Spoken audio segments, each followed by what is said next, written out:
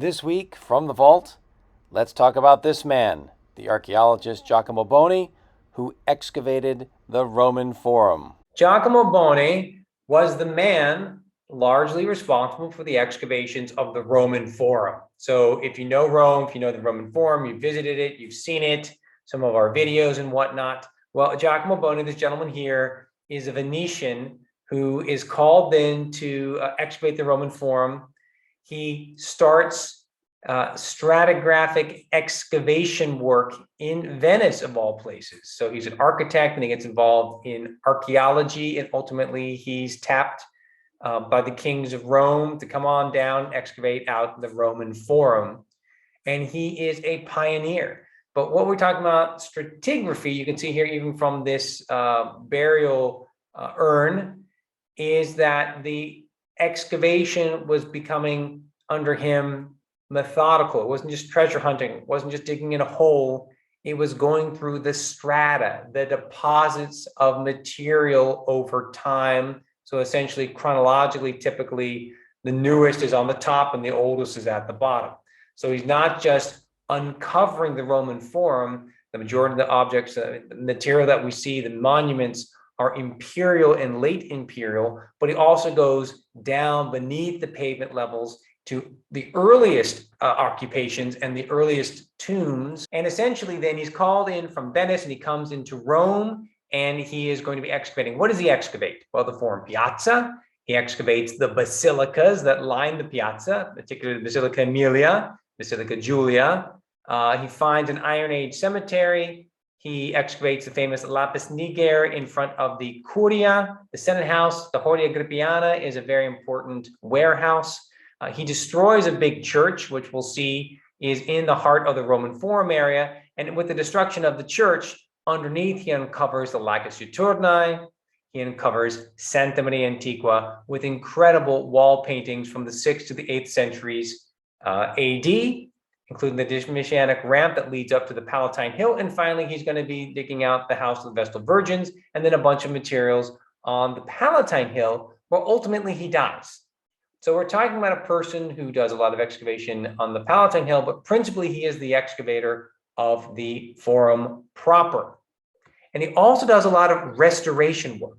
So he does stratigraphic excavations, great documentation. He's doing a lot of the cutting edge photography, which was new still in the day.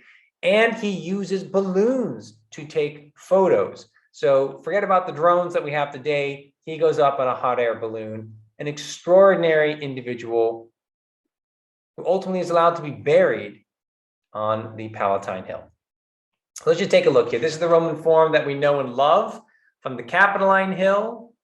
We're looking down into the Forum, excavated by Giacomo Boni, looking out across at the 3 columns of the Temple of Castor and Pollux, looking at the Temple of Vesta. That kind of restoration work, like the recreation of the Temple of Vesta, well, that's done by Giacomo Boni. So a lot of the fakery, if you will, a lot of the reconstruction and restoration that you appreciate in the Roman Forum was done by Giacomo Boni. The 3 columns of the Temple of Castors never fell down, so that didn't need to be re-erected, but the reconstruction of the Temple of Vesta is typical of what Giacomo Boni does. It's very, very successful. So here he is as a young man, here he is as an older man. He retires in the Palatine Hill and he dies there, but he is a gentleman from Venice, comes in, always is considered a foreigner because he's from the north, but he is the principal excavator, and over time, his stature, let's say in archaeology, is greater and greater. Here is one of the balloon photos, which we can see just off the piazza of the Forum. I'm looking directly down into the Temple of Divine Julius Caesar, and behind it is the Regia, which was the regal house where the early kings of Rome lived. The occupation goes back to the 7th century BC. So it's an incredible history that Giacomo Boni is the first person in the modern era that's going to recover. And this comes from the Regia, the king's house, that when you kick out the kings, it becomes a place filled with shrines to Mars, to Ops and Conceiva. So they're really focused on agriculture and the well-being of the Roman state. And here's this incredible archaic terracotta plaque that decorated one of the earlier phases of the Regia, unearthed by Giacomo Boni. Here's another great photo looking at the piles of debris before a lot of reconstruction was conducted by Giacomo Boni. So he's not just excavating, he's also going to be rebuilding a lot of walls. That really does give us a different sense of the Roman Forum than in his day when he excavated it. So here, for example, is the remains of the Basilica Aemilia. You can see tons and tons and tons of fragments of marble columns and whatnot are unearthed. You can also see that most of the pavement of the Basilica Aemilia is still intact. Today, it's buried under grass and sand for protection. Here's how we see it today. But you can see that a good 50% of the original pavement, or at least original from late antiquity, is still preserved.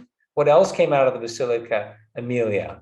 Well, quite a bit. You've got the stumps of the columns that made the central nave and the side aisles. That wall on the left that we appreciate was re-erected by Giacomo Boni. So it was literally found flat and it was then reconstructed up, giving an idea of the kind of construction that's done under Giacomo Boni. But it's these reliefs here and here that would have adorned the interior space of the Basilica Aemilia that tell us some of the myths of the time of Romulus. So the punishment of Tarpeia and the rape of the Sabine women that Romulus needs to find women to have families with his new Romans, but they're just a bunch of guys. So they steal away maidens during a festival in the future location of the Circus Maximus. And so this is immortalized in this Augustan era series of panels. Why are they all in fragments?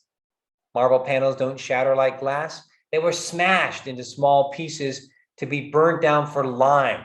So we think we only have about 10% of the original 180-meter long frieze that would have been on the interior space of the Basilica Aemilia, now on display in the newly reopened Forum Antiquarium, which you can now visit. So it's been a long time in the making. I've heard about this project for 30 years, finally done. You also had decorating the Basilica Aemilia these figures unearthed by Giacomo Boni. It's the quote unquote barbarians, the Parthians that are coming into conflict with Augustus. This is an Augustan era monument.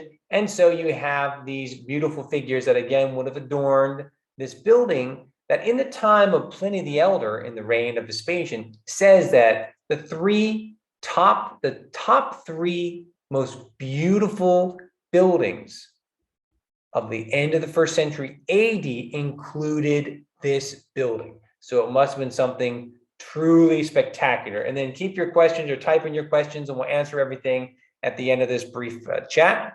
The Comitium and the Lapis Niger in front of the Curia. I'm in the Curia looking down to this piazza space. In the center is the Lapis Niger. To the right is a corner of the Arch of Septimius Severus, the Temple of Saturn in the distance, the Basilica Julia on the left. And this is what the Comitium area looks like today. It was an outdoor space in front of the Curia for gathering, voting, basically conducting the business of the Senate outdoors, but it becomes out of use and is buried and hidden away by the time of Julius Caesar. So this is the excavation of those earlier levels. Investigations got reopened again and eventually will conclude, but it's been like this for about a decade. And this roof will go away, I'd say, hopefully by the spring of this year. But don't hold your breath.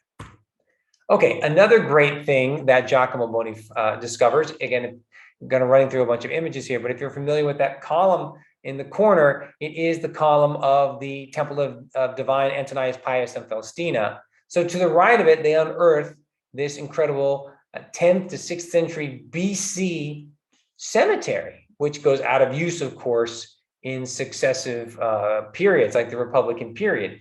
But you've got the unearthing and the excavation of various tombs that give us a treasure trove of material. We'll see some of those remains just shortly. He rebuilds the Temple of Vesta.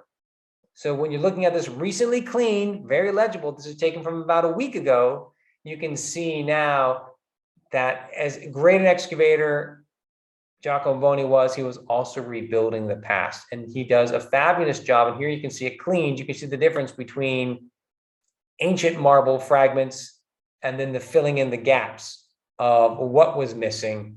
And it really is an extraordinary effort in the time of Giacomo Boni. Now, just across the way from the Temple of Vesta, which would be off to the, it was actually not visible here in this drawing because the fragments hadn't been re-erected here, but you see a church, and that's Santa Maria Liberatrice, just to the left of the columns, the Temple of the Castors. Giacomo Boni destroys it. He destroys this, he eradicates this church because underneath is the Lacus Iturni and Santa Maria Antiqua, a marvelous 6th to 8th century church built in the remains of part of the Palace of the Mission, which is covered over by a landslide and nearly forgotten. And then this church is later built on top of it. Giacomo Boni realizes what an incredible discovery it is, a window into medieval Rome, 6th through 8th centuries AD. And we're going to take a look at it in just a second. This is the Lacus Iturni of the Trajannic era. This is where the horsemen, Castor and Pollux, the gods, water their horses, declaring a victory of the Romans in the 4th century BC. So imagine that church was right on top of this space.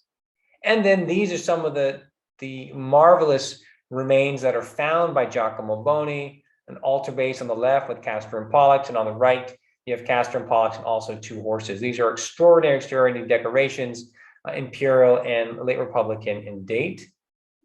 Now we're stepping a little forward away from the Lacus Iturni, behind the Temple of Castor and Pollux, and we're looking inside Santa Maria Antiqua. So to preserve the frescoes, Giacomo Boni immediately puts on a roof. And we're zooming in at some of the incredible frescoes that are so beautifully preserved inside Santa Maria Antiqua, which is now again open to the public. Here's some nice accompanying music.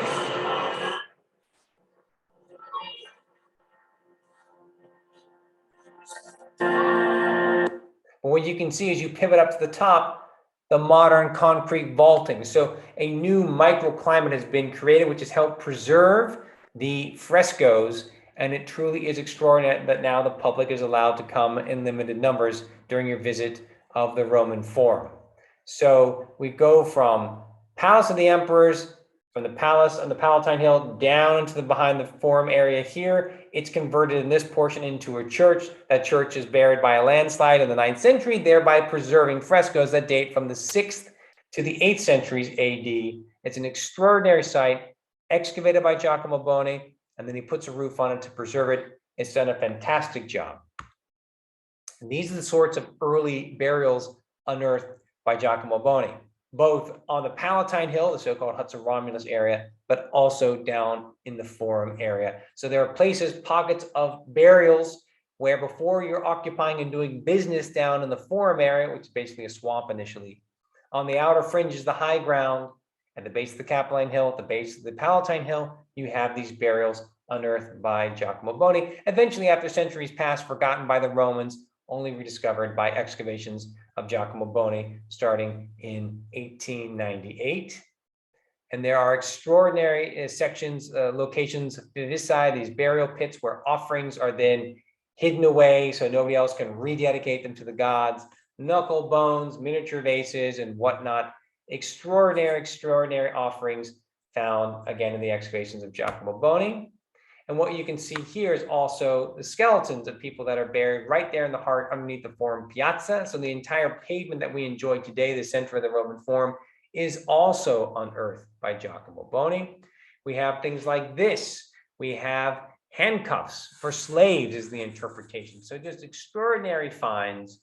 And now finally, once again, on display, it's giving us a whole bunch of material that's going to be great for teachers, to their students, and people that just want to learn more about what happened in the earlier days of the Roman Forum. He's also unearthing things like this. This is found in the center of the Forum Piazza, maybe an earlier balustrade of some Hadrianic or Trajannic monument. But here he has a narration. There are 2 panels like this. The other one's just off the screen on the left, depicting scenes in the Forum. There's a seated emperor. He's being greeted by a woman with a child. On the far end of the image is an emperor that's standing on one of the rostra spaces, in this case, in front of the Temple of Divine Julius Caesar. So there are a lot of things we can talk about in greater detail as we move forward this calendar year. Just want to give you a good sense of Giacomo Boni and the huge achievements that he really led the charge of to unearth very rapidly in a couple of decades the whole of the Roman Forum. Here's his desk now on display. It's on the Palatine Hill right now.